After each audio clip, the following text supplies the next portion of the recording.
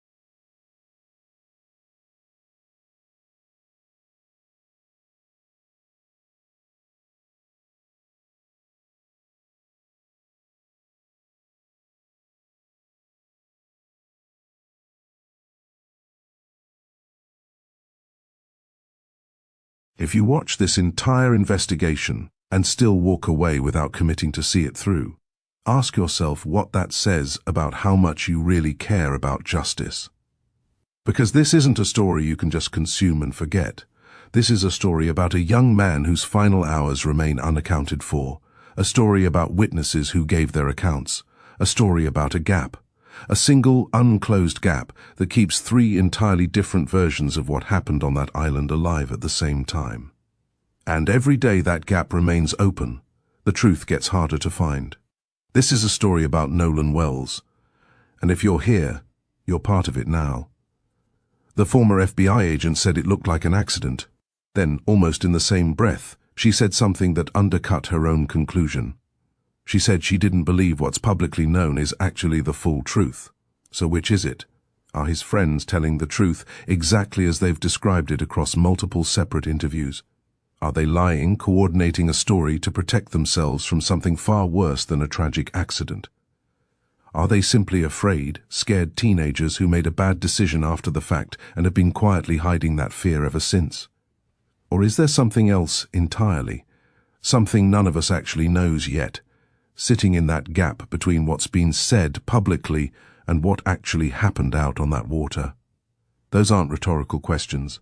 We're going to answer them as honestly as the evidence currently allows. We're going to lay out every realistic possibility this case actually supports. A clean, tragic accident with nothing hidden. An accident followed by panic and minor concealment.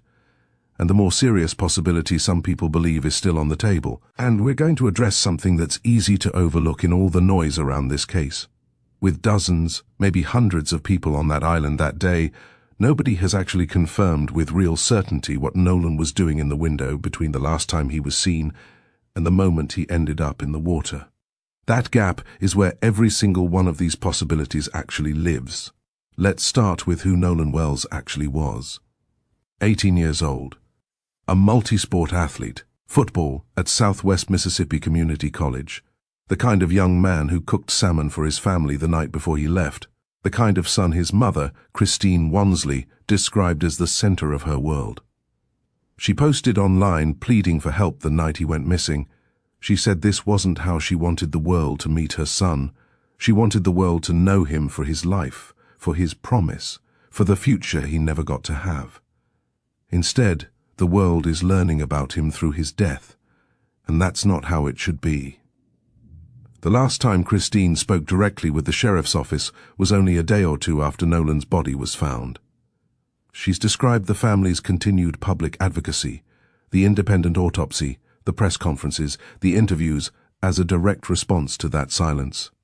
She and the family are moving the way they are because local authorities said they believed Nolan had drowned and didn't suspect foul play within an hour of his body being recovered. An hour, before any real investigation, before any autopsy, before any toxicology, before anything.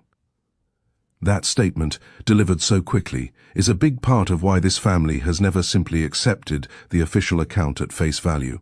If you've made it this far, you've already invested something in this story. You've heard Nolan's name. You've felt the weight of what his family has been through, and that means you have a choice to make. The world looked away for 65 years in cases like this. Don't look away now. Every person who subscribes to this channel is a witness. And witnesses are what the dead deserve. A subscription isn't just a button, it's a promise that you will stay, that you won't let this case go cold, that you'll be here when the answers finally come. Jennifer Coffendaffer, a former FBI agent now providing case analysis for News Nation, reviewed the surveillance footage, the witness accounts, the Coast Guard communications, and the well-documented RIP current conditions around Horn Island. Her conclusion was direct. When you add it all together, what we see publicly seems to be an accident. That's a real credentialed assessment, not a guess. But she didn't stop there. And the second half of her statement is exactly why this case hasn't settled into a simple, closed story. I doubt if this what we know will come back with the truth, Coffendaffer said, warning that more details could still emerge. That's not her walking back her own conclusion. It's her being honest about its limits. She's saying the evidence, as it currently exists publicly, points toward an accident. She's also saying separately that she doesn't trust the public record is complete. Both of those statements can be true at once, and holding them together is exactly what this investigation is trying to do. Think about what she's actually describing. She isn't claiming inside knowledge of this investigation. She isn't suggesting the sheriff's office has told her something the public hasn't heard. She's drawing on something closer to professional pattern recognition, an understanding built over years of real investigative work. Cases involving multiple young witnesses, a chaotic scene, and weeks of evolving public statements almost always end up more complicated than whatever version has crystallized in public understanding by this point. That's not a specific accusation against anyone connected to this case. It's simply an acknowledgement that investigations like this one are rarely finished this early. Before going any further, it's worth being precise about a word that gets thrown around loosely in cases like this one, cover-up. That word can mean wildly different things, and the differences matter enormously, legally and morally. It could mean something relatively minor, a group of scared teenagers hiding that they'd been drinking, embarrassed about a detail that had nothing to do with Nolan's actual death, and simply not volunteering it. It could mean something more serious, deliberately deleting messages or misleading investigators about a timeline to avoid scrutiny without necessarily being connected to how Nolan actually died. Or in the most serious version, it could mean actively concealing knowledge of how Nolan was harmed. Those are three entirely different categories of behavior, carrying three entirely different levels of culpability.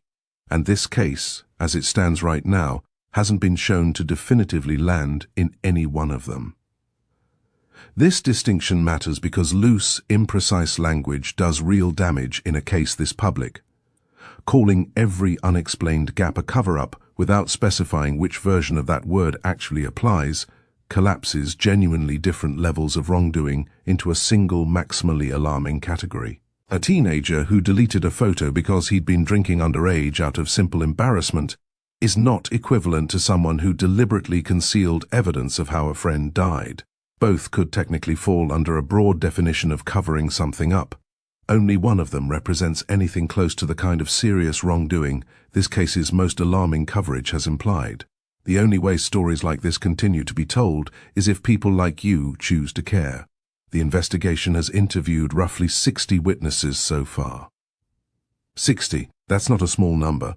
That reflects an investigation that has expanded well beyond the immediate friend group, reaching out to strangers, boaters, and anyone else who might have been present on Horn Island that day. Whatever picture eventually emerges from this investigation won't rest on just a handful of accounts. It will be built from dozens of separate perspectives compared against each other and against whatever physical evidence, GPS data, and forensic findings continue to develop. That kind of breadth takes real time, and it's part of why a case this publicly urgent can still legitimately take weeks or months to actually resolve. The three friends who were on the boat with Nolan have been formally interviewed. The FBI has assisted with certain aspects of the case, specifically addressing interstate threats made against people connected to the investigation. This case is now formally headed toward a Mississippi grand jury, which will ultimately decide whether anyone is charged in connection with Nolan's death. It's worth being precise about this step because it's been widely misunderstood. District Attorney Angel Myers McGrath has confirmed that every death in Jackson County, aside from natural deaths and non-criminal car accidents, gets presented to a grand jury as standard procedure, something her office has done throughout her entire career. That means the grand jury referral itself isn't on its own evidence that criminal charges are coming. It's simply the standard next step for any unnatural or suspicious death in that county, Nolan's case included. She's also confirmed that evidence in this case will stay out of public view until the grand jury reviews it first. A decision her office says is meant to protect the integrity of the investigation, not to withhold information out of indifference. We can't publicly discuss the evidence, the interviews, or what those efforts have uncovered while the investigation is underway. Our restraint in sharing details is not a refusal to share the truth. It's our commitment to protecting the process that allows the truth to be known with confidence. But not every legal voice reads this referral the same way. Former Mississippi Judge Carlos Moore has publicly raised concerns about McGrath's office, specifically citing a separate earlier case involving a fatal police shooting where he says overwhelming evidence still failed to produce an indictment. He's argued a grand jury referral on its own shouldn't be treated as evidence of progress. A different attorney, Tyler Bailey, has offered the more procedural explanation described above, that this referral is genuinely standard for the county, regardless of what it ultimately produces. Both perspectives can be true simultaneously. This can be routine procedure, and this specific prosecutor's track record can still deserve close continued attention. That explanation, however procedurally sound, hasn't fully satisfied the family's frustration. And it's worth understanding why. Christine has said the last time she spoke directly with the sheriff's office was only a day or two after Nolan's body was found. She's described the family's continued public advocacy as a direct response to that silence, saying she and the family are moving the way they are because local authorities said they believed Nolan had drowned and didn't suspect foul play within an hour of his body being recovered. Let's be honest about what happens when a case like this goes cold. When an investigation stalls, when answers don't come quickly enough, when families are left in the dark, they start filling the advocacy role no one else has. That's what we're seeing here. That's what we always see. Ben Crump, Reverend Al Sharpton, Colin Kaepernick, Tyler Perry. They're not involved because they have nothing else to do. They're involved because they recognize what's happening. The NAACP has formally passed a resolution calling on local, state, and federal authorities to conduct a complete, transparent review of what happened to Nolan. The reward for information leading to an arrest and conviction has grown to $125,000, funded jointly by Reverend A.I. Sharpton, Tyler Perry, and former NFL player Terrell Owens. None of that pressure on its own moves this case toward resolution. But it does mean whatever evidence eventually resolves this case will do so under an unusually intense degree of national scrutiny. A level of attention most cases involving a single contested death never receive. Now let's talk about the gap.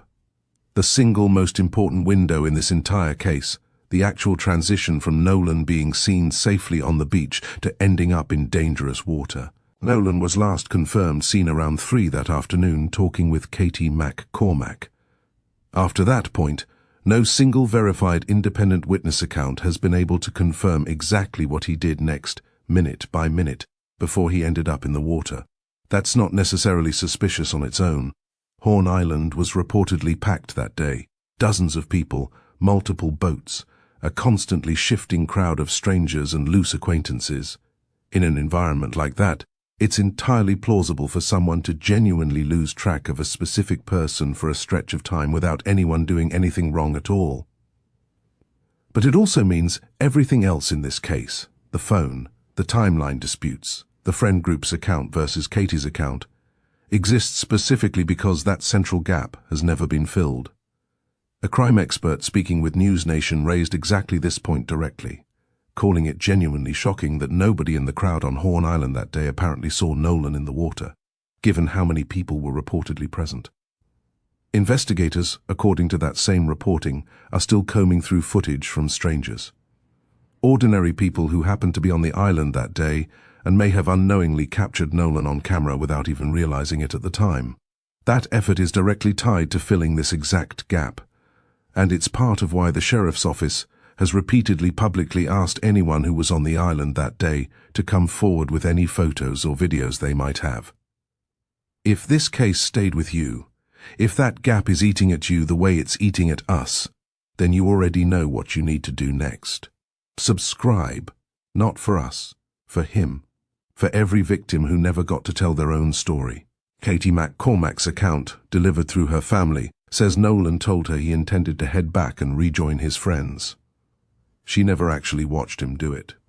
That's worth repeating. It's easy to treat her account as though it closes the gap. It doesn't fully. It tells us what Nolan said he planned to do. It doesn't tell us whether he actually did it or what happened if something changed his plan in the minutes after that conversation ended. The gap between his stated intention and his actual physical location before entering the water remains open, regardless of whose account of that final conversation turns out to be more accurate. Her mother, Gracie McCormack, has been specific about this exact nuance. Katie had a conversation and assumed that Nolan was getting ready to get on the boat he came out on. She told the Daily Mail. Katie assumed the friends telling him to get on the boat wouldn't have left him. That word assumed appears twice in that single statement, and it's doing real work. It's the family's own careful acknowledgement that Katie's account is built on a reasonable inference from a real conversation, not a direct observation of what actually happened afterward. According to her mother, Katie was on the island with a different group of friends entirely and later left with her brother and his fiancée, further confirming that whatever happened to Nolan after that specific conversation ended, she simply wasn't present to witness it. The friend group's account that Nolan chose to stay behind with Katie has been described consistently across multiple separate interviews, from Traston Shepard to Warren Hudson. That consistency is worth taking seriously, but it's also worth remembering what it does and doesn't establish. Multiple friends agreeing on the same account tells us they're describing the same shared understanding or the same coordinated story. It doesn't by itself tell us which of those two things is actually happening. And notably, none of the friends interviewed publicly so far have described directly witnessing the specific moment Nolan made that choice, or watching him afterward, in the time immediately before the boat departed without him. Ben Crump has framed this exact contradiction as the central unresolved dispute in the entire case. "She's saying he went to get on the boat," he said, referring to Katie's account. "They're saying he didn't get on the boat. Somebody must not be telling the truth." That framing, while understandable given how emotionally direct it is, arguably oversimplifies what's actually a more layered situation. It's entirely possible for Katie's account and the friend's account to both reflect honest memories of the same afternoon. if something changed in the gap between Nolan's stated intention and whatever ultimately happened, rather than requiring either side to be lying outright. Let's bring the independent autopsy findings directly into this framework.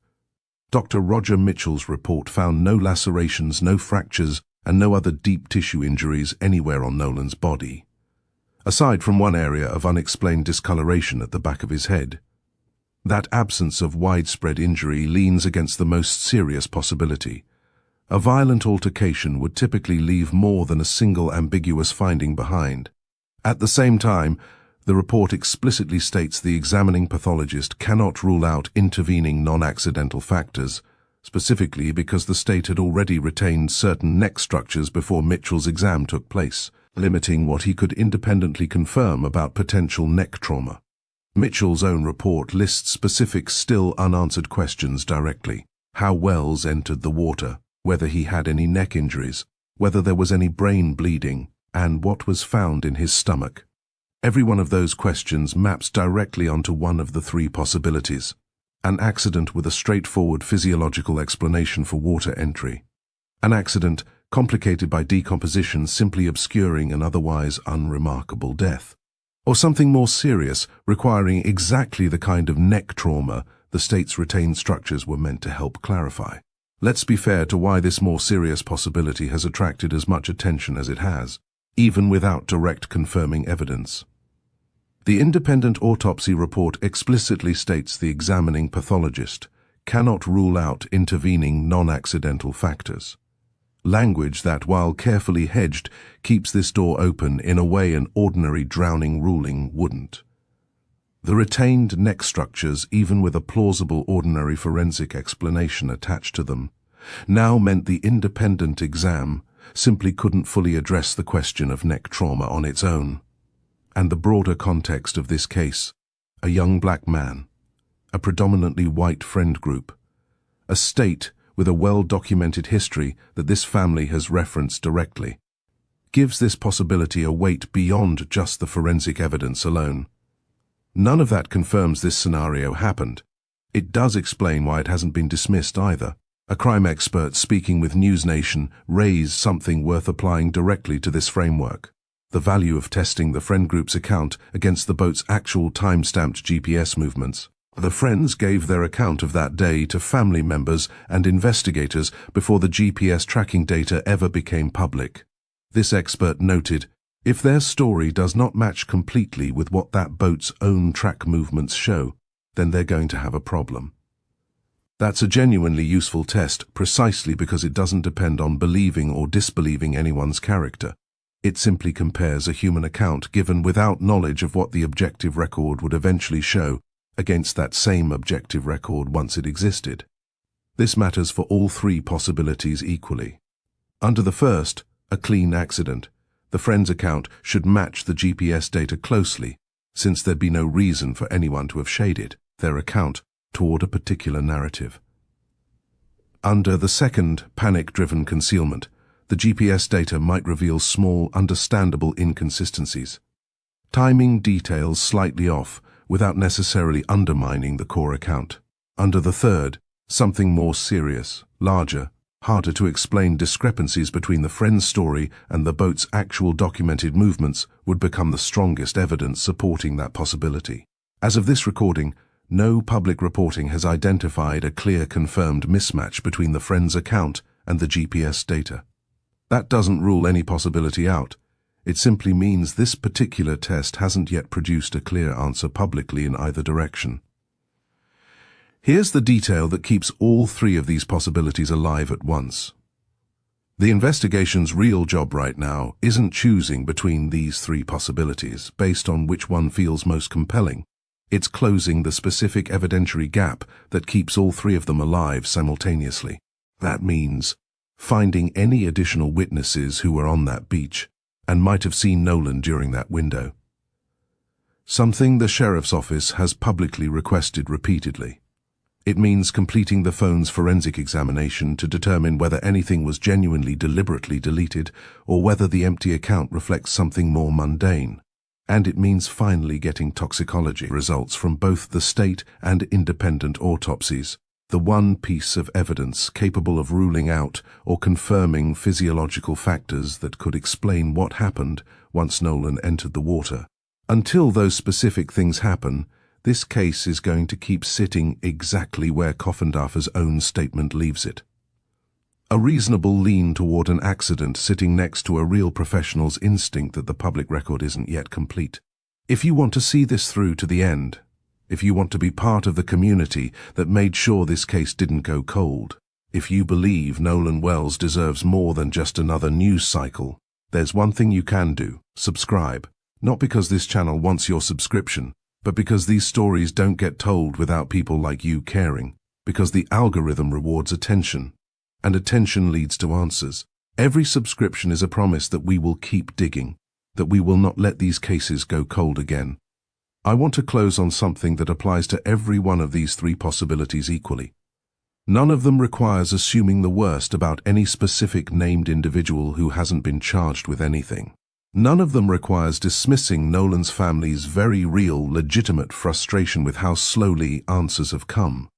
And none of them currently is confirmed. What Coffindaffer's assessment actually models better than most coverage of this case is the discipline of holding a genuine lean toward one explanation while staying honest about how much is still unknown. That's a harder position to sit in than picking a side and defending it. It's also right now the most accurate one available. Nolan Wells was 18. Weeks after his death, the honest answer to what happened to him during that specific, still unaccounted for window remains exactly that: honestly unknown. Whichever of these three possibilities it eventually turns